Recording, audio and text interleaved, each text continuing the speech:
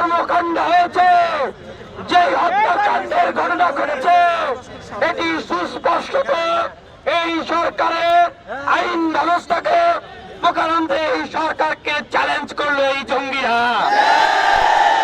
আমরা মনে করি যে এই সরকার 24 ঘন্টার ভিতরে যদি তাদেরকে গ্রেফতার করতে ব্যর্থ হয়, তাহলে এই সরকারকেও মনে করা হবে যে তারা ব্যর্থ হয়েছে। সংগ্রামী উপস্থিতি, আমরা বলে দিতে চাই, আওয়ামী লীগ সরকারের যে ট্রাম্প কার্ড, সেই মুক্তিযুদ্ধ নিয়ে ট্রাম্প কার্ড খেলে তারা, তাদের যে ট্রাম্প কার্ড, তারা এই সংখ্যালঘুদের নিয়ে ট্রাম্প কার্ড খেলে। আপনারা বিগত সময়ে দেখেছেন, এই যে নির্বাচনের আগে বা বিভিন্ন সময় সংখ্যালঘুদের উপরে মন্দিরে যে হামলা আক্রমণ গুলো হয়েছে, পরবর্তীতে তদন্ত করে দেখা গিয়েছে এগুলো কারা করেছে?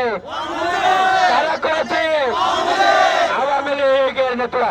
আমরা বলতে চাই, এই আওয়ামী জঙ্গি গোষ্ঠীদের কাজই হচ্ছে এই দেশকে একটি সাম্প্রদায়িক সহিংসতার দিকে ছেড়ে দেওয়ার জন্য হত্যাকাণ্ড করানো। আমরা সমগ্র বাংলাদেশের শান্তিপ্রিয় ছাত্র জনতাদের উপরে উদ্দেশ্যে আহ্বান জানাতে চাই, আপনারা কারো উস্কানিতে পা দিবেন না। এটা সম্প্রীতির বাংলাদেশ। সংখ্যালঘু ভাইদের উদ্দেশ্যে বলতে চাই, আপনারা উস্কানিতে পা দিবেন না। হিন্দু মুসলিম ভাই ভাই, সন্ত্রাসীদের ঠাঁই নাই। আমরা আহ্বান জানাচ্ছি 24 ঘন্টার ভিতরে গ্রেফতার করতে হবে। এবং মুসলমান ভাইরা, আপনারা এই যে আমাদের সংখ্যালঘু ভাইদের যে ঘর বাড়ি মন্দির, তাদের যে প্রতিষ্ঠানগুলো রয়েছে, সেখানে আপনারা যান এবং তাদেরকে বলেন এটা কোনো সাম্প্রদায়িক সংঘাত না, হিন্দু মুসলিমের কোনো দাঙ্গা এটি নয়। সুতরাং তারা যেন সহিংসতায় না জড়ায়। মুসলমান ভাইদের উদ্দেশ্যে বিশেষ করে বলবো, আপনারা মন্দির পাহারা দিন। আজকে রাতে আমাদের কাছে যে তথ্য রয়েছে, আওয়ামী লীগের এজেন্টরা মন্দিরগুলো ভাঙচুর করবে, তারা হিন্দুদের বাড়িতে হামলা করবে, ব্যবসায়ী যারা রয়েছে তাদের ব্যবসা প্রতিষ্ঠানে আগুন দেবে, এগুলো কর্মকাণ্ড করবে। এগুলো যেন করতে না পারে আপনারা পাহারা দিন। এবং আজকে আমরা এইখানে যে সংগঠনগুলো বা যে মানুষগুলো একত্রিত হয়েছি, আমি বলতে চাই যে আগামীকালকে সম্প্রীতির বাংলাদেশ কর্মসূচি ঘোষণা করা হলো। এবং এই যে বলা হচ্ছে ইসকনের কথা, আমরা কোন ইসকন চিনি না, আমরা কোন সংগঠন চিনি না।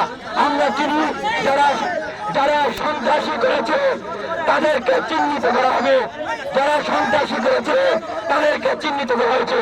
কোন সনাতনের ব্যানারে, কোন ইসকনের ব্যানারে কোন সন্ত্রাসী কর্মকাণ্ড পরিচালিত হতে দেওয়া হবে না। কোন জঙ্গি কর্মকাণ্ড এই বাংলাদেশে পরিচালিত হতে দেওয়া হবে না।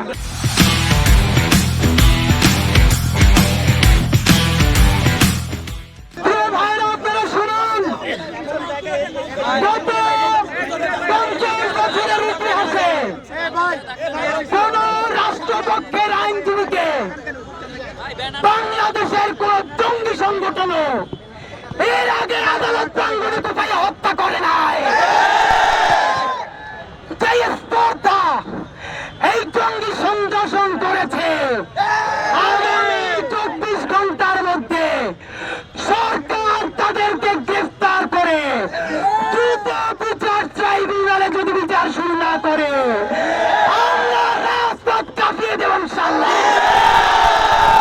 সরকারকে বলতে চাই, ধৈর্য ধরে বলে দুর্বল মনে করবেন না। সংখ্যা গরিষ্ঠ বলে বারবার ধৈর্য ধরতে বলবেন না।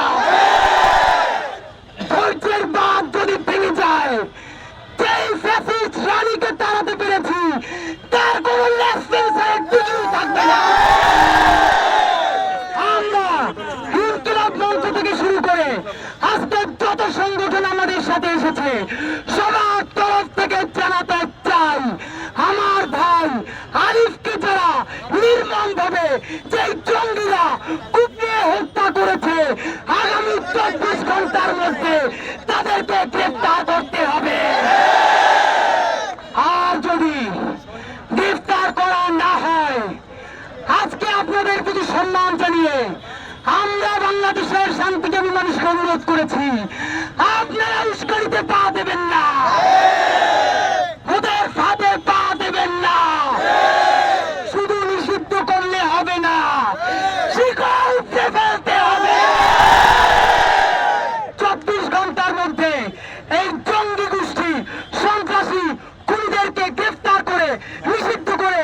যদি সর্বোচ্চ বিচার না করা হয় আমরা অতি দ্রুত সচিবালয় ঘেরাও করবো।